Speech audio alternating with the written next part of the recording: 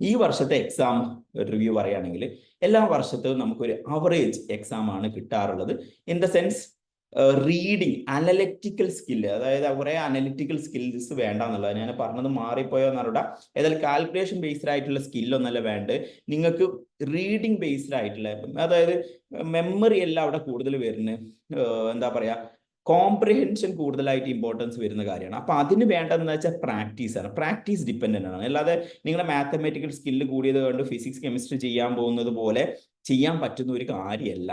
നിങ്ങൾക്ക് ഇത് ഇങ്ങനെയാണെങ്കിൽ അതിന്റെ ഐഡിയ എങ്ങനെയാണ് എന്ന് നിങ്ങൾക്ക് ഗസ് ചെയ്യാനൊന്നും പറ്റൂല. So it's all data dependent ആണ്. അപ്പൊ ഇത്ര ബൾക്കായിട്ടുള്ള ഡാറ്റ പ്രോസസ് ചെയ്യണമെങ്കിൽ ഒരുപാട് വർക്ക് വേണം. എക്സാംസ് എല്ലാം ഒരു അവറേജ് ഡെഫിലാണ്. 200 ക്വസ്റ്റ്യൻസ് ഉള്ള എക്സാം നന്നായി പ്രാക്ടീസ് ചെയ്ത് GTs ഒക്കെ കണ്ടിന്യൂസ്ലി ചെയ്ത ആളുകൾക്ക് നല്ലൊരു സ്കോറിലേക്ക് എല്ലാ വർഷവും എത്തുന്ന കാര്യം തന്നെയാണ്. ഈ വർഷം ഇച്ചിരി ഡിഫറൻസ് ഉണ്ട് ഡെഫിനറ്റ്ലി. അതിലെ 80% ക്വസ്റ്റ്യൻസ് പഴയതുപോലെ തന്നെ, ഒരു ഡിഫറൻസും ഇല്ല. 80% ക്വസ്റ്റ്യൻസ് സേ വേണമെങ്കിൽ ഒരു 70% വേണമെങ്കിൽ സെഷൻ 2 കുറച്ചുകൂടി ടഫർ ആണ് എന്ന് പറയുന്നു. ഇനി പറയുന്ന ആളുടെ മെച്ചാണോ ഞാൻ ഒന്നും ക്വസ്റ്റ്യൻസ് എനിക്ക് കാണാൻ പറ്റില്ല. I am basically talking based on the review. കുട്ടികൾ എഴുതിയതിന്റെ റിവ്യൂ മാത്രം ബേസ് ചെയ്തിട്ടാണ് പറയുന്നത്. അപ്പൊ അതിനെ ബേസ് ചെയ്ത് നോക്കുന്ന സമയത്ത് 2 സെഷനായിട്ടാണ് എക്സാം നടത്തിയിരുന്നത്. ഈ സെഷനായിട്ട് എക്സാം നടത്തുമ്പോൾ നമ്മളെ മാർക്കിനെ ബാധിക്കുമോ എന്നൊക്കെ ചോദിക്കുന്ന ആളുകളുണ്ട്. മാത്തമാറ്റിക്കലി അതിന് ഒരു പ്രൂഫില്ല, ക്ലിയർ ആണ്. നിങ്ങൾ ഒരു സിംഗിൾ സെറ്റ് എക്സാം എഴുതുന്നത് പോലെയാണ്, കാര്യപ്പെട്ട ഡിഫറൻസ് ഒന്നും ഉണ്ടാവില്ല. സോ അങ്ങനത്തെ കാര്യത്തിലും നിങ്ങൾ ആലോചിച്ച് സ്റ്റെക്കഡ് ആവേണ്ട. അതൊന്നും ഡിഫറൻസ് ഇല്ല. ചിലപ്പോൾ ടഫ് ആണെങ്കിലോ ഈസി ആണെങ്കിലോ അതിന് നോർമലൈസേഷൻ എന്ന് പറഞ്ഞ കാര്യങ്ങൾ കൊണ്ടുവന്നു കഴിഞ്ഞാൽ ആൾമോസ്റ്റ് ഓക്കെയാണ്. സ്റ്റിൽ പറയുകയാണെങ്കിൽ ഈ വർഷത്തെ എക്സാം കുറച്ച് ടഫർ സൈഡിലായിരുന്നു. സോ ബേസിക്കലി ഞാൻ ഒന്നുകൂടി സ്റ്റാർട്ട് ചെയ്ത് പറയാം. 2024 2 സെഷനായിട്ടാണ് എക്സാം നടത്തിയിരുന്നത്. ഫസ്റ്റ് സെക്ഷന്റെ എക്സാം, സെഷനിൽ നടന്ന എക്സാംസ് ഓൾമോസ്റ്റ് ടഫർ തന്നെയായിരുന്നു.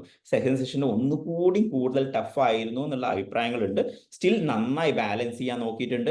അതിലെ ഇനീഷ്യൽ എന്നല്ല, റാൻഡം ആയിട്ടാണ് പലർക്കും ക്വസ്റ്റ്യൻസ് വന്നിരിക്കുന്നത്. സെഷൻസ് അങ്ങോട്ട് റാൻഡം ആയിട്ട് മൂവ് ചെയ്തിട്ടുണ്ട്. അതിനെ ബേസ് ചെയ്ത് നോക്കുമ്പോൾ ഒരു 70-80% ക്വസ്റ്റ്യൻസ് പണ്ട് ചോദിക്കുന്നത് പോലെയാണ്.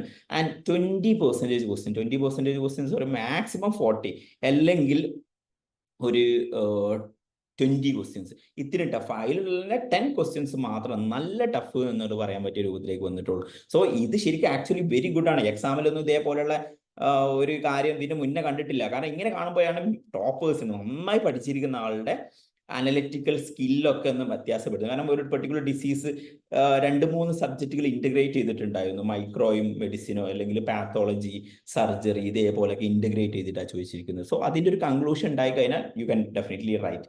അതിന് തന്നെ നിങ്ങളെ ബേസിക് പ്രാക്ടീസ്, ഞാൻ പറഞ്ഞു ഈ വർഷത്തെ എക്സാം കഴിഞ്ഞപ്പോൾ ആരും സ്ട്രൈക്ക് റൈറ്റ് ഒന്നും പറഞ്ഞത് കേട്ടില്ല എന്ന് പറഞ്ഞു. സ്റ്റിൽ എനിക്ക് കോൺഫിഡന്റ് ആയിട്ട് നമ്മളെ കുട്ടികളോട് പറയാനുള്ളത്, കഴിഞ്ഞ ഒരു 4-5 ഇയേഴ്സ് ആയിട്ട് 100% സ്ട്രൈക്ക് റൈറ്റ് ഫ്രം അവർ നോട്ട് ബുക്ക് എന്ന് പറഞ്ഞത്. ഈ പ്രാവശ്യം വേണമെങ്കിൽ അത് 100% ഇല്ല, സ്റ്റിൽ 98% സ്ട്രൈക്ക് റേറ്റ് എന്ന് ചോദിച്ച എല്ലാ ക്വസ്റ്റ്യൻസും നമ്മൾ ക്ലാസ്സിൽ എഴുതിയെടുത്ത നോട്ട്സ് വന്നിട്ടുണ്ട് എന്നുള്ളത് തന്നെയാണ്.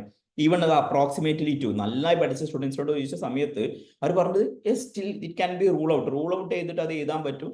അപ്പോൾ 100% സ്ട്രൈക്ക് റേറ്റ് തന്നെയാണ് നമ്മൾ നോട്ട് ബേസ് ചെയ്തെന്ന് വേണമെങ്കിൽ പറയാം. അപ്പൊ ചുരുക്കി പറഞ്ഞു കഴിഞ്ഞാൽ even though exam is tough, not depend ചെയ്ത് മാത്രം തന്നെ പോയ ആളുകൾക്ക് ചെയ്യാൻ പറ്റിയിട്ടുണ്ട്. കാരണം അതിനേക്കാളും കൂടുതൽ ആ ടഫസ്റ്റ് ആയിട്ടുള്ള ക്വസ്റ്റ്യൻസ് നിങ്ങൾ എവിടെയെങ്കിലും വായിച്ച് കണ്ടെത്തി എഴുതാൻ വേണ്ടിയിട്ടുള്ളതല്ല, that is going to analyse. നിങ്ങൾ അനലിറ്റിക്കൽ സ്കില്ല് പ്രോസസ് ചെയ്യാൻ വേണ്ടിയിട്ടോ നിങ്ങൾക്ക് കിട്ടിയ ഇൻഫർമേഷൻസ് നെക്സ്റ്റ് ലെവലിൽ പ്രോസസ് ചെയ്യാനുള്ള നിങ്ങളുടെ എബിലിറ്റി ഉണ്ടോ എന്നുള്ളത് സെർച്ച് ചെയ്തത് മാത്രമാണ്. അതൊരു വർഷത്തെ പ്രാക്ടീസ് കൊണ്ട് നിങ്ങൾക്ക് എബിലിറ്റി കൊണ്ടുവരാൻ പറ്റും എന്നുള്ളതാണ്. സോ ഈ നെക്സ്റ്റ് വർഷം എഴുതാൻ പോകുന്ന ആളുകൾ ടഫർ എക്സാമോ ഈസിയർ എക്സാംസോ എന്തോ ആവട്ടെ, നിങ്ങളെ നോട്ട് ഡിപ്പെൻഡ് ചെയ്ത് മാത്രം തന്നെ മൂവ് ചെയ്താൽ മതി.